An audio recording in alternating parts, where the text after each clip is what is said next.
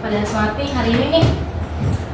Oke, sebelum kita mulai pembelajaran, alangkah baiknya kita berdoa dulu. Mungkin ketua kelas berpimpin. Baik, sebelum kita mulai pelajaran hari ini, mari alangkah baiknya kita berdoa menurut kepercayaan masing-masing. Berdoa mulai.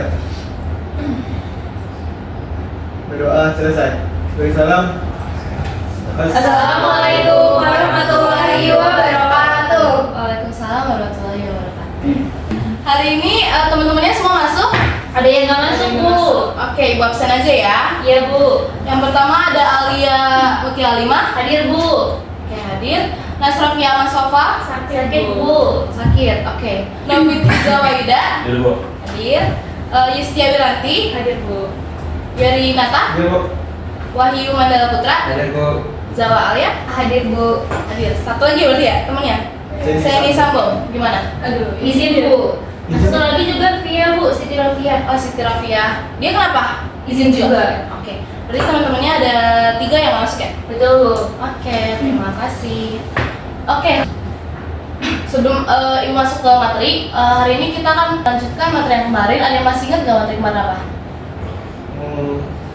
Seru. Yes, makin. Cara mencari data, Bu. Oke, terus apa lagi? Saya, Bu. Ada permasalahan di keanekaragaman hayati, Bu. Ya, terus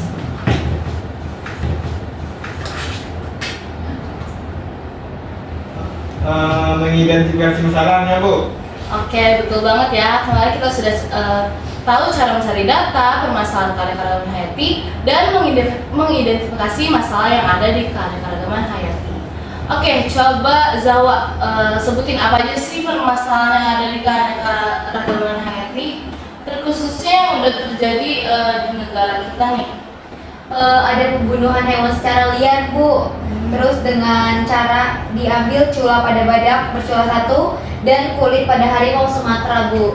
Nah, jawaban Zawa tadi udah bener ya. Jadi penggunaan hewan secara liar dengan cara pengambilan cula dan juga pengambilan kulit pada harimau Sumatera merupakan salah satu contoh masalah yang terjadi dalam keanekaragaman hayati, terkhususnya di negara kita. Maka dari itu kita jangan ikut-ikutan seperti orang di luar sana ya. Iya, Bu.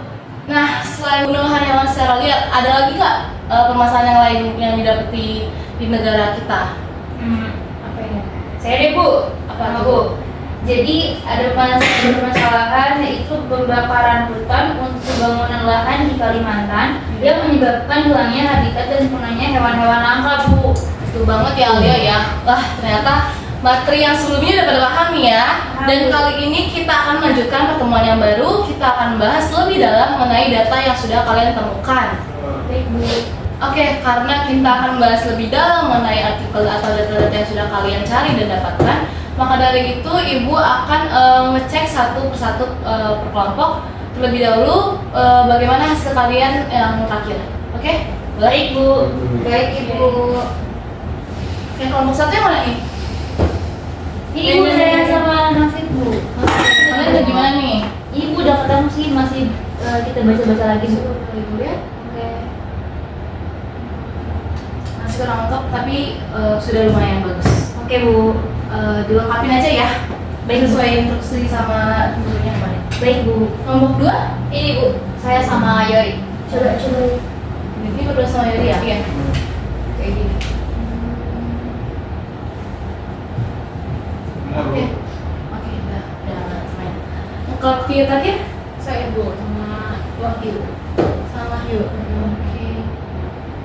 Kalian kurang sedikit akurat aja ya. Nanti di. Nah, kalau tahu begini, Ibu akan menjelaskan keakuratan data yang kalian masih ada yang belum akurat datanya nih. Oke. Sebelumnya ada nggak yang tahu keakuratan data itu apa? Sebelum Ibu menjelaskan materi. Pasti keakuratan data itu? Datanya benar, Bu. Oke, betul banget ya Yustia. Jadi, oke masuk ke PPT sebentar.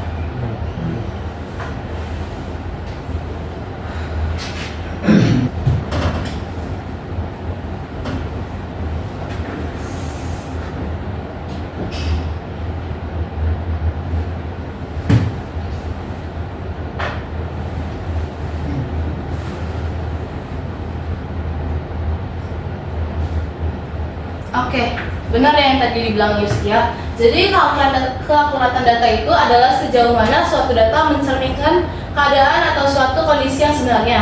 Nah, sederhananya itu, data yang akurat adalah data yang benar dan dapat diandalkan. Data ini bebas dari kesalahan, baik itu kesalahan pengukuran, pencatatan, atau kesalahan dalam pengolahan data. Nah, apa sih perbedaan data akurat dan data tidak akurat? Kalau data akurat itu yang pertama mencerminkan keadaan nyata, dan sebaliknya data tidak akurat itu tidak mencerminkan keadaan nyata. Nah, yang kedua itu adalah konsisten dan terpercaya. Sebaliknya juga data tidak akurat adalah tidak konsisten dan tidak terpercaya. Yang terakhir itu ada data yang akurat itu data yang bebas dari kesalahan, dan sebaliknya data tidak akurat adalah data yang banyak terdapat kesalahan. Nah, contoh data akurat nih. Yang pertama ada data cuaca dari BMKG. Cuaca dari BMKG itu ada suhu, kelembapan, dan curah hujan yang disediakan oleh Badan Meteorologi, Klimatologi, dan Geofisika. Umumnya sangat akurat, dan data ini diperoleh melalui pengamatan langsung menggunakan alat-alat meteorologi yang terkalibrasi. Dan yang kedua itu ada data dari BPS. Ada tahu BPS apa? Badan Pusat Statistik, Bu. Nah, betul banget. Jadi Badan Pusat Statistik ini secara berkala melakukan sensus penduduk untuk mendapatkan data yang akurat tentang jumlah penduduk, distribusi penduduk, dan karakteristik demografis lainnya. Yang ketiga itu ada laporan keuangan perusahaan. Nah, laporan ini yang diaudit oleh akuntan publik umumnya dianggap sebagai data yang akurat. Data ini mencakup informasi tentang pendapatan, biaya, keuntungan, aset, dan liabilitas perusahaan. Nah, ini ada contoh data tidak akurat. Yang pertama itu kayak testimoni produk di media sosial. Kalian sering banget kan melihat kayak di e-commerce lainnya tuh kayak yang mereka kasih apa sih namanya ya? Review. Mereka kasih review yang seringkali subjektif dan tidak dapat diandalkan. Nah, pengalaman setiap orang pasti berbeda-beda, sehingga hasil yang diperoleh satu orang mungkin tidak berlaku untuk orang lain. Nah, maka dari itu contoh ini adalah contoh yang data yang tidak akurat. Yang kedua itu adalah berita hoax atau berita yang bohong. Nah, berita hoax ini sengaja dibuat untuk menyesatkan publik, dan berita ini seringkali disebarluaskan melalui media sosial dan dapat menyebabkan kepanikan atau kesalahpahaman. Oke, selanjutnya itu mengapa keakuratan data itu penting? Yang pertama itu kita akan mengambil keputusan yang baik. Data yang akurat itu membantu kita memahami situasi yang lebih jelas sehingga kita dapat membuat pilihan yang tepat. Yang kedua itu meningkatkan efisiensi. Data yang akurat memungkinkan kita mengotomatisasi proses dan mengurangi kesalahan manusia. Yang ketiga itu ada mencegah kerugian. Data yang akurat dapat membantu kita mengidentifikasi resiko dan pengambilan tindakan pencegahan. Oke, kesimpulan dari Ibu, dalam era informasi seperti ini, seperti sekarang, kita dibanjiri dengan berbagai jenis data. Kemampuan untuk membedakan data yang akurat dan tidak akurat menjadi sangat penting. Dengan demikian, kita dapat membuat keputusan yang lebih baik dan menghindari kesalahan yang berakibat fatal.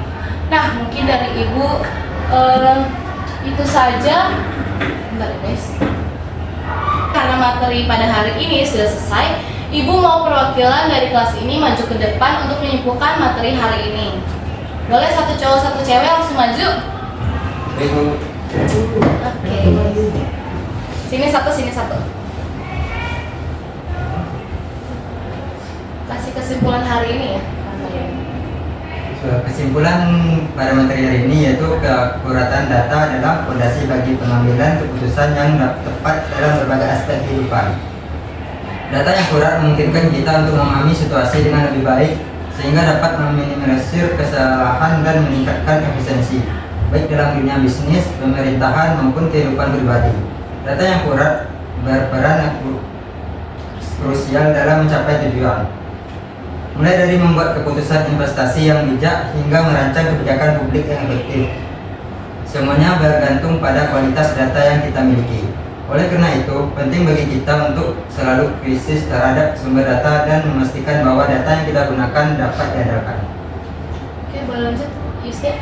Oke, izin memberikan kesimpulan pada materi pada hari ini, di era digital, data menjadi aset yang sangat berharga. Namun, seiring dengan melimpahnya data, tantangan untuk menjaga akuratan data juga semakin kompleks. Bias data, kesalahan pengukuran, dan ancaman keamanan data adalah beberapa hal yang perlu diwaspadai. Meskipun begitu, dengan adanya teknologi dan metode analisis data yang semakin canggih, kita dapat mengatasi tantangan ini. Keakuratan data bukan hanya sekedar tujuan, melainkan juga investasi jangka panjang yang akan memberikan manfaat yang signifikan bagi individu, organisasi, dan masyarakat secara keseluruhan. Oke, betul banget ya anak-anak ibu. Boleh tepuk tangan kepada Yustia dan Nanti, boleh duduk kembali ke tempatnya. Oke, karena kalian udah paham banget nih, tadi teman-temannya juga udah kasih kesimpulan masing-masing, akan ibu akhiri pembelajaran hari ini, dan pertemuan selanjutnya kalian akan mempresentasikan artikel yang kalian sudah benar ya, karena tadi masih ada yang masalah-salah ibu lihat. Oke? Baik Bu. Oke, untuk mengakhiri pembelajaran hari ini, boleh ketua kelas lagi pimpin doa. Baik, sebelum mengakhiri perkuliahan hari ini, alangkah baiknya kita berdoa menuju kepada masing-masing. Berdoa mulai. Doa selesai. Beri salam. Assalamualaikum warahmatullahi wabarakatuh. Waalaikumsalam warahmatullahi wabarakatuh. Terima kasih. Ibu pamit ya. Iya Bu, terima